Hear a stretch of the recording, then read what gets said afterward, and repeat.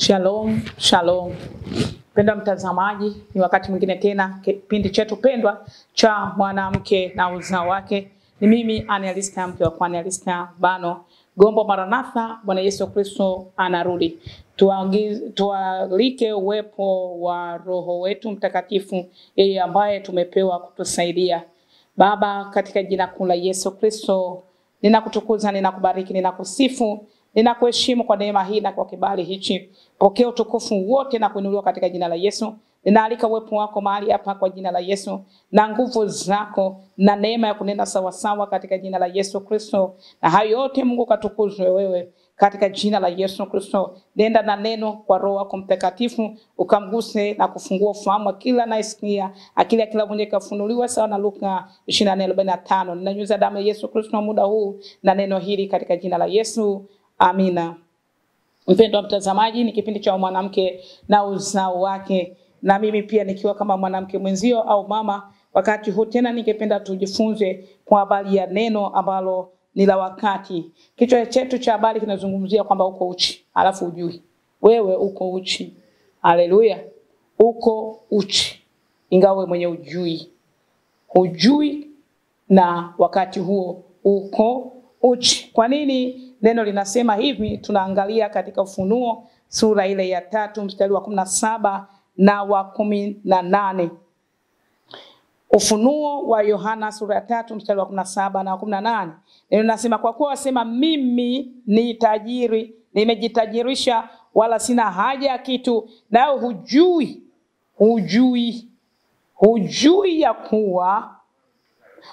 ya kuwa wewe ni mnyonge na mwenye mashaka na maskini na kipofu na uchi. Bwana Yesu atusaidie. Hujui. Uko uchi, hujui kama uko uchi. Na unaona kwamba wewe ni tajiri na una kila kitu.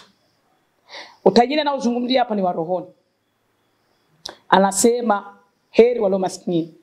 Na tajiri anasema ingawa ni tajiri, kwa tajiri kuona ufalme wa mbinguni ni bora, ni rahisi kwa ngamia kuingia kwenye tundu la sindano. Ngamia anayezungumzwa sio mnyama, ni ile kamba nzito nene ya nanga kwenye mambo ya baharini. Kwa hiyo anachozungumzia ule unene wa ile kamba, ni rahisi kuingia kwenye tundu la sindano. Anachozungumzia utajiri wa kujiona kwamba ni tajiri, mfano huu wa Ufunuo 3:17.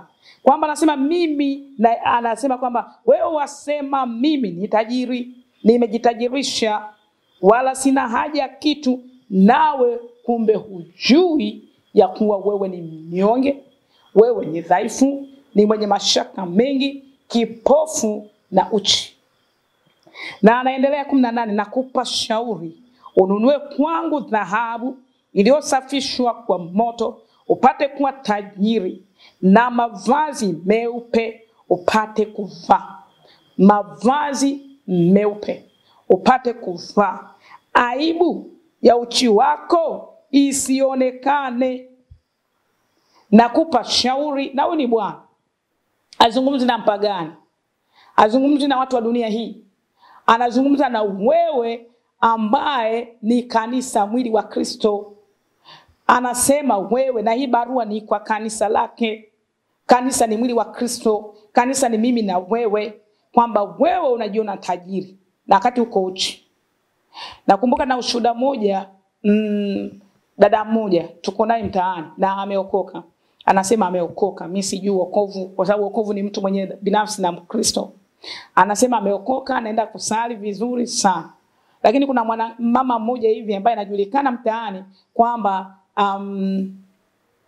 ni wa imani nyingine, alafu anaogopwa kama mtu ambaye ni hatari kwenye mambo ya uchau, ushirikina. Siku moja wakati tunatembea akamsimamisha akamwambia, wewe mbona wewe unatembea ukiwa uchi? Fikiria huyo ameokoka na ana mavazi yake ya kimwili kavaa vizuri. Yule mama anamwambia, wewe afu wewe mbona wewe unatembea ukiwa uchi? Unaona kwamba alijisikiaje pale wakati ana mavazi kavaa nje kavaa mavazi, lakini anamwambia wewe mbona uko uchi? Kwa nini namwambia uko uchi? Nataka wale wa rohoni uelewe kwa nini aliambiwa na yule mwanamke, tena kwa ujasiri wote. Anamsimamisha, wewe subiri. Wewe mbona unatembea ukiwa uchi?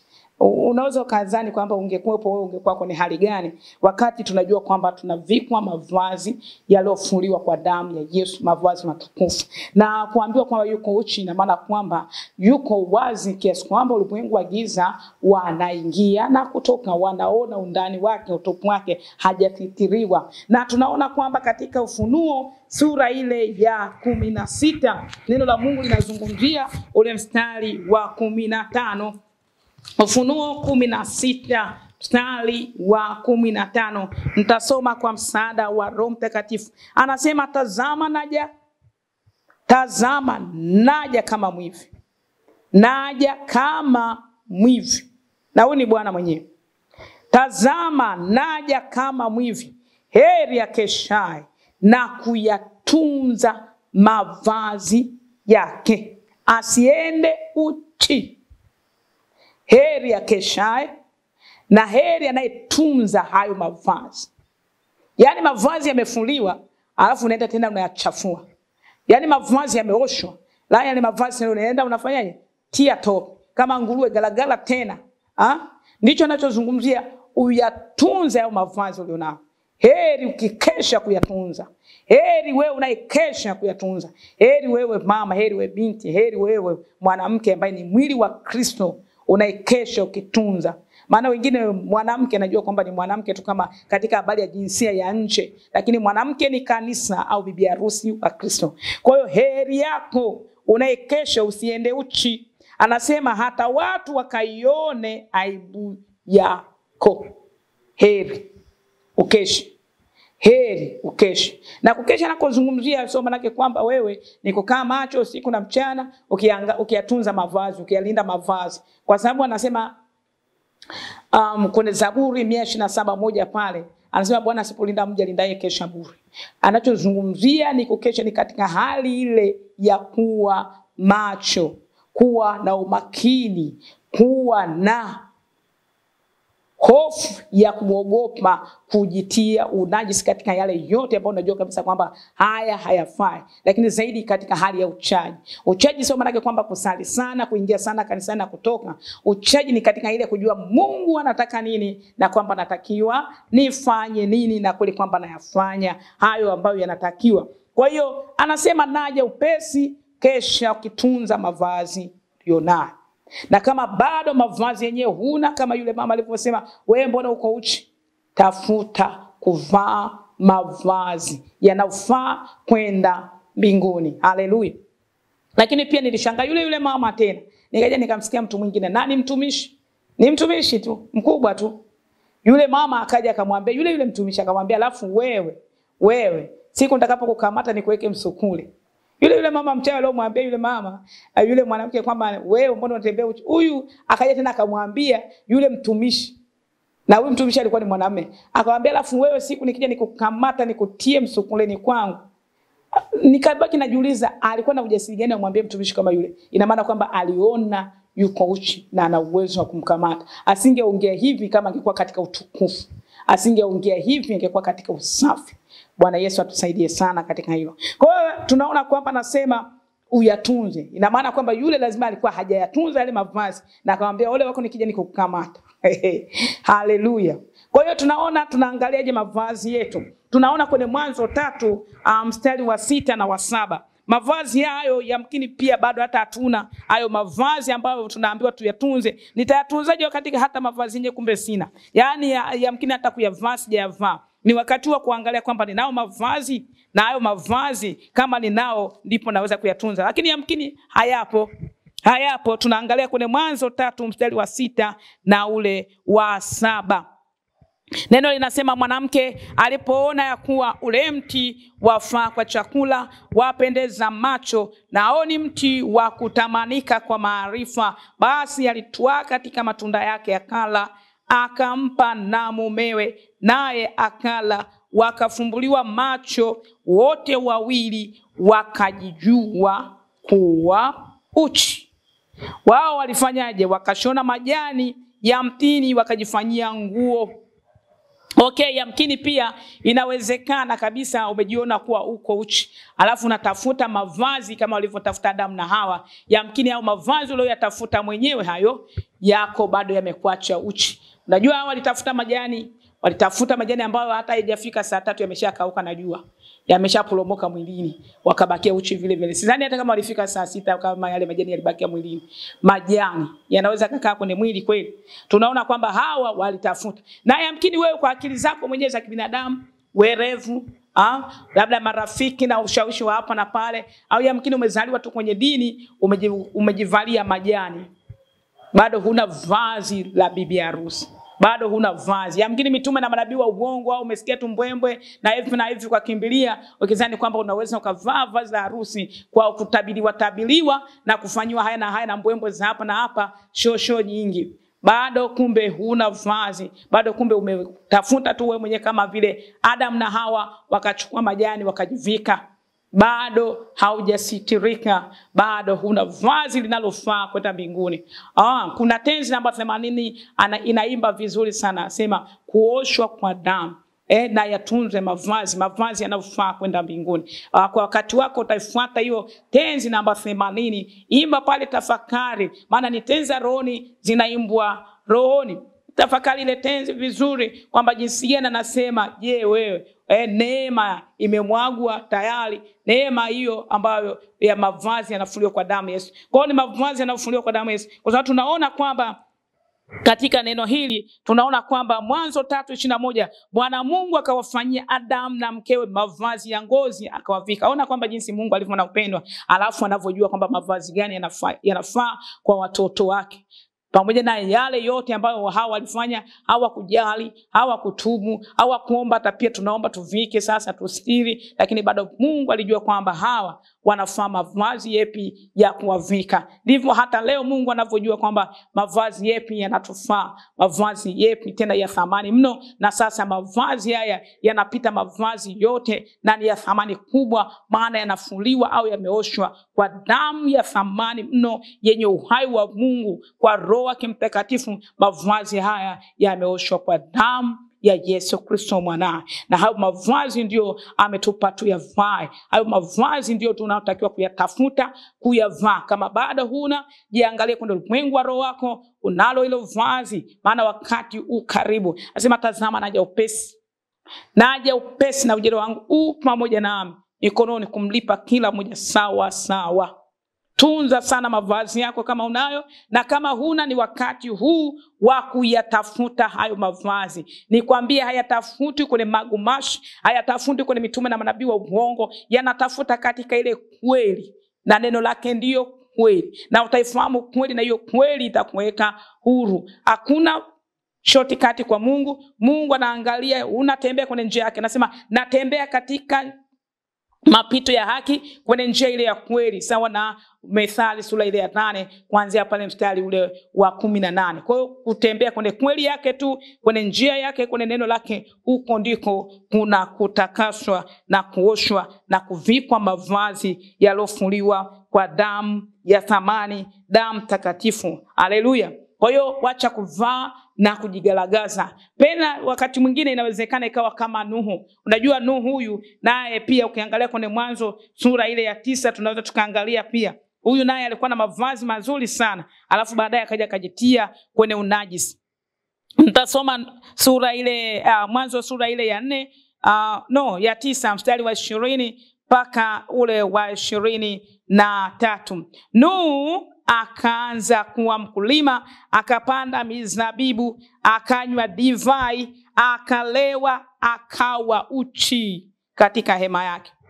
Hamu baba wa Kanaani akauona uchi wa baba yake, akawaeleza ndugu zake wawili waliokuwa nje, Shem na Yafet, wakatoa mavazi wakalitanda mabegani mwao wote wawili, wakaenda kinyume nyume, wakaufunika uchi wa baba yao, na nyuso zao zilielekea nyuma, wala hawakuona uchi wa baba yao.